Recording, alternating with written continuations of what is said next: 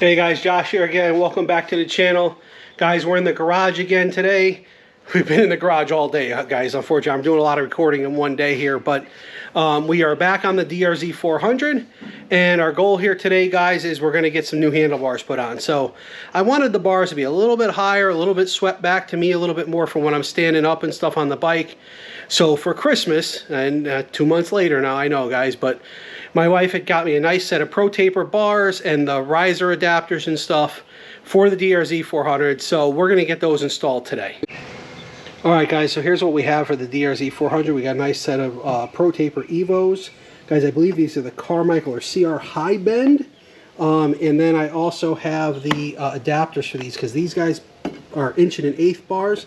So you need to buy these risers and the adapters. So what I'm hoping is with the risers and the adapters, it'll pick them up about 1.5-ish overall, and they'll be swept back to me another 1/2 inch to 1 inch, which I think will put me right in that sweet spot of where I want to be.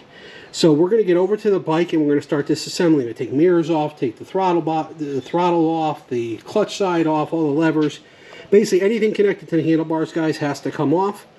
And sometime later, I got to figure out what am I going to do with the ignition switch, because right now, guys, that ignition switch bolts right to the top of the handlebars.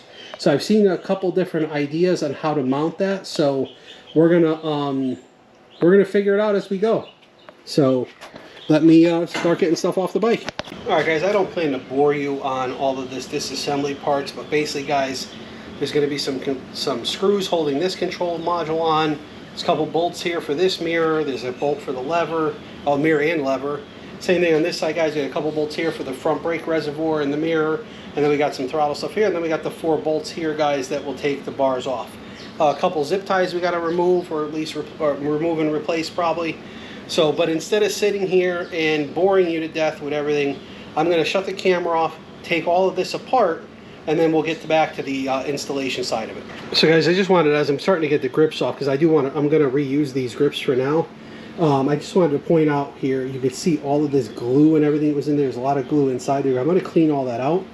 But guys, I didn't struggle to get these grips off. What I did was, I took my air compressor with a skinny nozzle on it, I stuck it up under the rubber, and then I squeezed the handle to blow air into there to break all that glue loose. So I've been doing that, guys, on these hand grips like that forever, right? And if you go back on my channel, when I did the new grips on the MT-09, I did it the exact same way. And guys, it's a lifesaver. You just get that air in there and you seal it up so that the air is forced in there. It breaks all that glue loose and takes the grips off nice and easy. All right, guys, I'm going to get back to disassembly now. All right, guys, so another tip here that you're going to run into is that you're going to loosen the screws up for your throttle, and you're not going to be able to get it off. There's not going to be enough throttle cable. Instead of trying to disconnect the cables and everything else, all you do, guys, once you take your handlebar bolts out, you could take the handlebar and slide it that way, and then you'll get your throttle out. And then when you go to put it back on, you just slide that in the bar first and then put your bars on. So just a little tip, like I said, if you can't get your throttle out all the way, you can move the handlebars to do that, and that'll save you a little bit of headache trying to disconnect your throttle cables and stuff like that to try to get more length on them to get those out. So I'm going to undo the bolts now for the bar here, and then we'll be able to get the new bars, get the risers installed and stuff like that, and I'll show you a little bit of that as we start to put stuff back together. Alright guys, so here's a comparison of the bars, and like I said, I just wanted to show you guys quick is if I hold this bar over this one, you can see how much, you kind of can't see, but basically, guys, this is an 1.1/8" bar, this is an 7/8" bar. So that's the reason why we need these risers, not only to pick the bars up and make them a little taller, but the hole that's within this riser is suitable for an 1.1/8" bar. This bar is a little bit stronger, a little bit heavier, and it gives you a little more room. It doesn't have the cross member and stuff like that on it. And again, you guys can see how much it sweeps a little further back and a little further up than the current DRZ bar. So that'll give me the riding position I'm looking for. So we're going to start with, I'm going to get these clamps onto the bike, and I'll have the camera set up so you guys can see that process. Alright guys, so there's a 2-part assembly here. We have this base piece here first, right, that's going to sit right here in the old clamp mounting position, and then there's a couple of 6mm hex bolts that go in to hold that clamp in place. So you put this clamp on first. Again, you can see it gives you about a 1/2 inch of rise here on the handlebars, and then bars, and then a clamp on top of that. So I'm going to get these put in right now, and we're going to move on to adding the bars.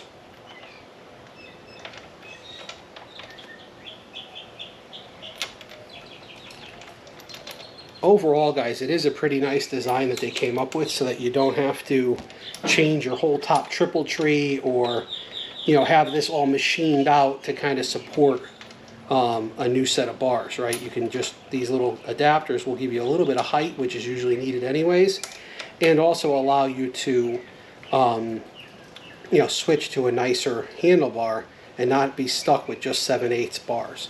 You get to, you know, you can upgrade to the nicer bars. So then we have the other one here for the other side. And guys, I'm just getting these finger tight right now, and then as soon as I have them finger tight, I will, I have a ratchet and I'll clamp down on them. And you want to make sure these are good and tight, guys, because obviously it's holding your handlebars on your motorcycle, and you don't want to have a situation where they come loose while you're going down the road or down a trail or something. Okay, so those are on now, guys. Like I said, they're rock solid. Now I'm going to lay the bars in here, and we're going to get the clamps for the bars.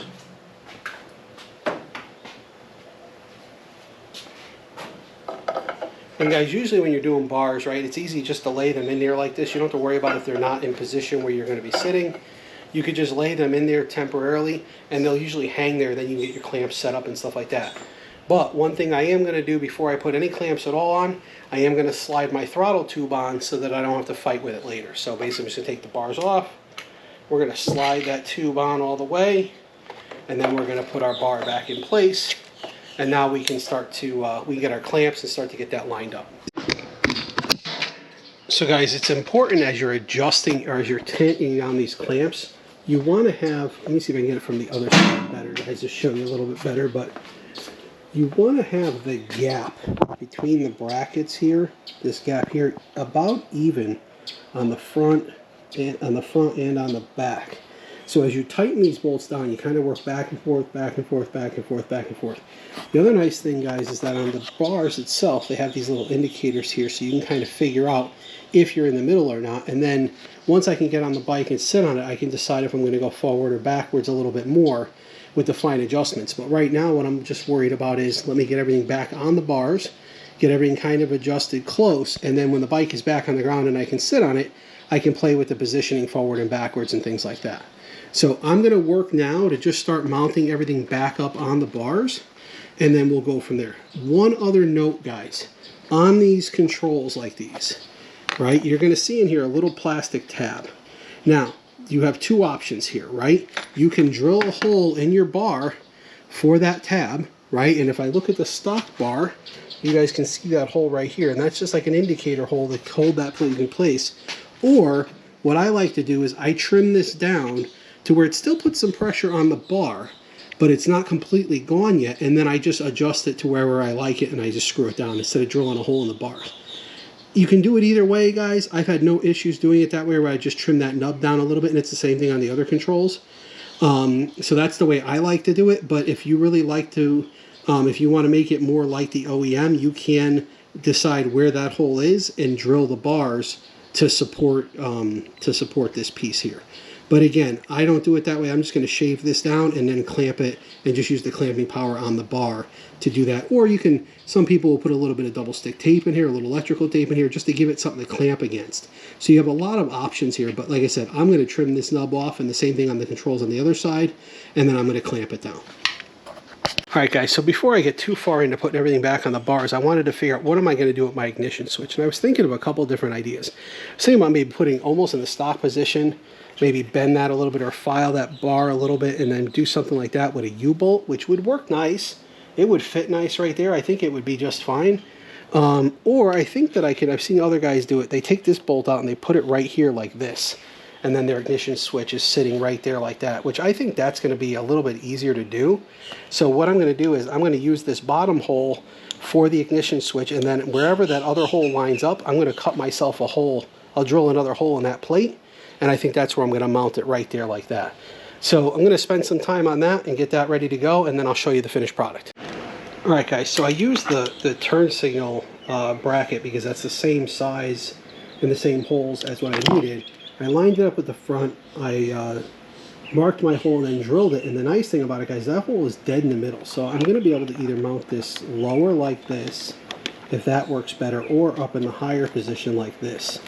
So I have two options there. I'm going to try both and then see which one works best. I think the lower would be better, but we're going to see what happens once we get it, once we get the bolts back in and get it mounted up. Alright guys, so I put it in the higher position for now. If I really want to in the future, like I said, I can cut that tab off, round this off, and then lower it down in the lower position. But in that high position right now, guys, I can put my key in there, turn my ignition on with no issue whatsoever, and it's not in the way, it's not getting bothered by anything, and it's good and secure like it was when it was still on the handlebars. So I think that's a win, guys. Even if you guys just want to relocate your ignition switch on your DRZ to somewhere else and you're not changing your bars, that's a pretty good spot to put it. It's still behind the windscreen, so like even if you're off-road or whatever, you have an issue, you're not going to have any issues at all with it being hit right there. And it's still up out of the way. So I think we got a winner here, guys. So, all right, guys, just before I keep going with the assembly of the controls and stuff, so this is the switch housing on the right side. Now you guys can see how that nub is just barely sticking up now. I just took a round file, guys, filed it down a little bit. Again, it's still going to grab the bars, but there's no reason to drill a hole or anything in your new bars if you don't want to.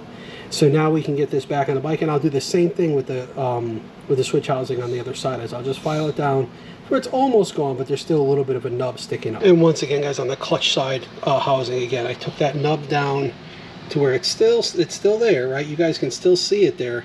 But again, it's a lot more shallow than it is, just enough to pinch the bar. All right, guys, so she's off the lift, got the new bars installed, got all the mirrors back in, got everything adjusted to my hands and stuff like that, guys.